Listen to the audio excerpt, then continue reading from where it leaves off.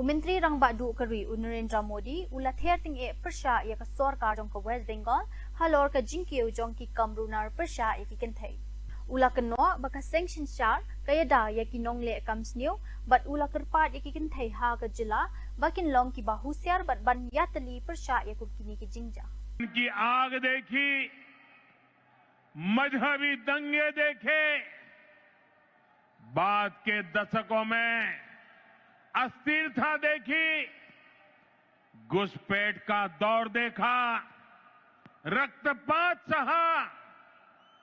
इस सब की सबसे बड़ी भुक्तभोगी अगर कोई थी तो बंगाल की माताएं, बहनें, बेटियां, बंगाल की महिलाएं थी। लेफ्ट की सरकार में अपहरण, हत्या, बलात्कार का वो दौर कोई नहीं भूल सकता। इसलिए बंगाल के आप लोग लेफ्ट को हटाकर बड़ी आशा के साथ टीएमसी को लेकर आए।